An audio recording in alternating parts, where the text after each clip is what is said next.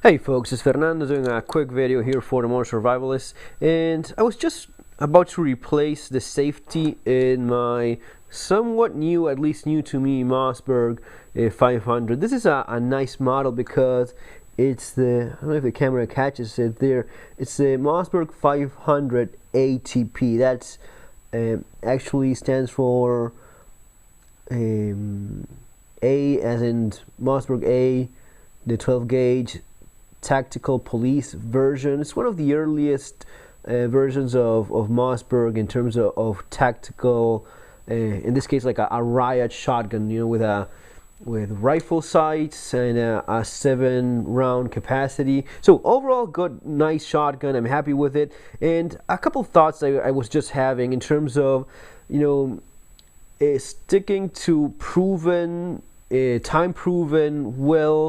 known models. That ensures that you know the user manual, and in some cases the repair manual of a firearm that is commonly available, therefore parts are easily available as well. In this case, you know, even though I was missing this breaks pretty often in Mossberg 500s, the plastic little safety, so it was broken in this case, right? But just buying the replacement kit, here I have the little ball, spring, the screw, and the actual safety. This is in metal and a little bit larger as well, so it's going to be a nice change from what was original there.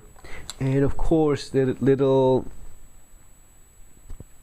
safety block part that goes inside. But if you, I mean, I own the exact same, well, not the exact same, it was also a Mossberg. I owned another Mossberg 500 in Argentina as well. A little bit different, but again, if you stick to something that's, you know, commonly available, time proven, chances are that wherever it is that you are, or if something ends up in your hands, it's gonna be something like that. A similar line of thought goes for example, the Glock pistol. Doesn't matter if I'm in North America, if I'm in the United States, if I'm in Argentina, if I'm in Ireland or in Spain, pretty much everywhere you're gonna be finding a Glock pistol, and they all pretty much work the same way. Repairing them, it's all pretty much again the same thing. So I'm gonna be changing that and getting back to you guys in a second. Just pushing this pin, removing the trigger group mechanism, sliding this little bit there underneath, and screwing the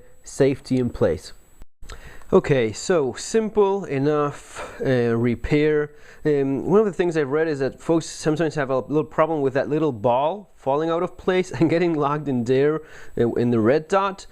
I'm not going to be replacing it because the spring does feel pretty stiff though, so yeah, I don't know if I mentioned this in the first part, but I'm going to be keeping the spring, a little ball, as a spare part and just replacing the rest. So extremely easy. I mean, it's a Mossberg 500. It's, I mean, they're all pretty much the same, even if this is the ATP model, just same old Mossberg. The first thing you should do, of course, well, I don't have a safety here, but make sure you're empty, right? Check the chamber, okay? Make sure that's empty, nothing in there. Visibly, don't just rack it and, you know, visibly check, nothing in there. With all guns, folks, still point it in a safe direction, then pull the trigger. And one of the things that I do here is I start with just, I'm a little bit about that, not wanting to scratch, so I'm using a match to push this pin out of the way. Simple as it could possibly be. We remove the trigger group. In case you're wondering, ATP around 1983, and yes, this is still plastic, all right? So we remove the trigger mechanism. Understand how it works. You have the, would be like the striker, the hammer that hits there. You have this pin that we were talking about before that goes up. Right when you pull the trigger like so, releases, and there goes a hammer band. You fire your gun. You have the two shell stoppers on both sides, so we leave that there on the side. And now we go and actually install Right, our safety goes in this direction. Okay, so we do that. And drop it there in place. This is all pretty simple. I mean, I'm still doing it with my camera in between your hand, in between the hands, so as to give you guys a better view. You see how that's seated there? Well, one of the things I read online is some folks getting a tactical stock or pistol grip, some of those nonsense installed. They just screw it too tight. You see that screw there? Let me see if I can get a flashlight. That screw there, that's too bright.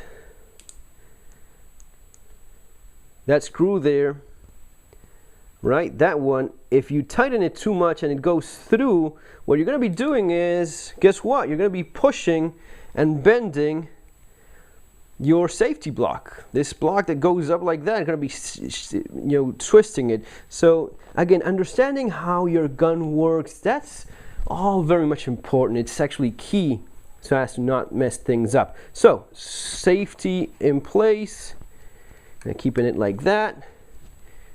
And we're going to be getting the one we're going to be installing using the new plate, steel safety piece, and the screw. There it goes. Beautiful. Get our little screwdriver.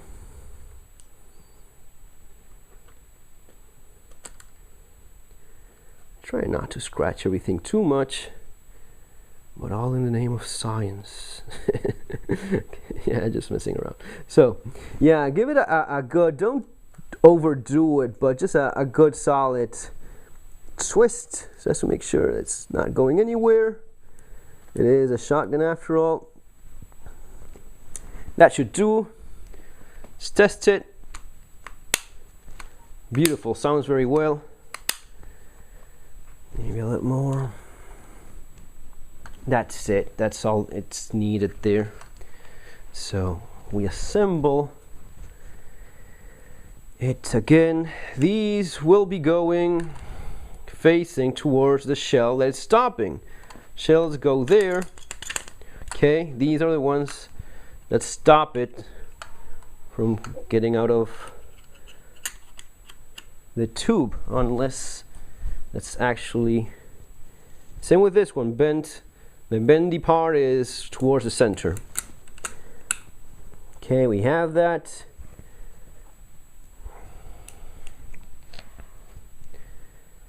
Okay, we place our trigger group and our pin back into place. Okay, and that's that. Let's actually test it. Sounds good. One more times, everything seems to be in place.